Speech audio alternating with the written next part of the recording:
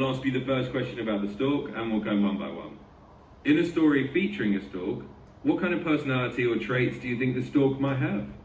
The stork and the fox. So yeah. Got it. We're on the stork and the fox now. Thanks for your patience. Let's keep going with that. Question 2. In the tale of the stork and the fox, how do you think the stork feels about the fox at the beginning of the story? Well, they were friends, so I would guess happy. Absolutely, that makes sense. If they start off as friends, the stork would probably feel pretty happy and comfortable around the fox. Great, let's keep going. Question 3. As the story unfolds, what kind of trick do you think the fox might play on the stork? Well, after when the fox invited the squirrel, which I believe how you pronounce it, I pronounce it as squirrel. I don't know why, but I like to pronounce it that way.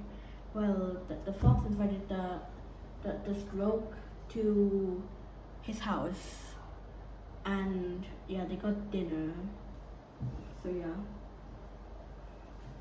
You're absolutely fine to pronounce it however feels comfortable. If stroke works for you, we'll go with that. So yes, the fox invites the stork over for dinner, and that's where things get interesting. So when the stork arrives for dinner, what kind of trick do you think the fox might play involving the food or the way it's served? Well, the fox used a flat dish, and the fox licked the soup. But the squirrel can't eat it because long beak. So yeah. You got it spot on. The fox used that flat dish exactly because the stork's long beak made it impossible to eat the soup. Alright, let's keep going with the next question.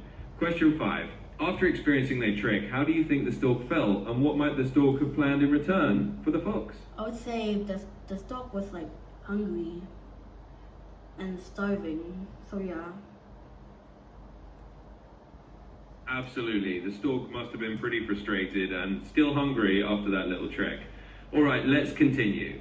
Question 6. If the stork decided to invite the fox over in return, how do you think the stork would serve dinner to make it fair for both of them? Or maybe to give the fox a taste of his own medicine? The stork, I'm just gonna pronounce it as stork now. Well, the stork, got a long, narrow thing. It's like a vase, like a fat base at the bottom, round, kind of, a narrow neck, and yeah, the stroke, the stork happily drank it, but the fox couldn't, even though the fox couldn't just lift it up. I guess the fox cannot lift it since, I don't know, weak maybe. But animals are usually weak. Some, so yeah. Exactly, you described that perfectly. The stork basically served the meal in a tall, narrow neck container like a vase, so the stork could easily reach in with its beak while the fox couldn't get to the food at all. And yes, that's how the stork gave the fox a taste of his own trick. Alright, let's keep going with the next question. Question 7. What do you think the moral of this story is now that we've seen both sides of the trick? Well, the moral of the story is, treat others how you want to be treated, so yeah. Exactly, that's a perfect summary. It's all about the golden rule. Treat others how you'd like to be treated yourself. Great job. Alright, let's keep going with the next question. Question 8. Do you think the fox learned anything from what the stork did? Or do you think he would just keep playing tricks on others? I would say the fox has learned his lesson, so yeah. I think that's a great takeaway. It's nice to imagine that the fox learned his lesson and maybe thought twice about tricking others in the future. Alright, let's move on to question 9. Question 9. If you were to retell this story to someone else, is there anything you'd change? Or any detail you'd add to make it more interesting? I would say no. I believe it's already interesting as it is. So yeah. Also, I meant as it is. So yeah. Absolutely, that makes perfect sense. It's a classic story for a reason, and sometimes it's just great as it is.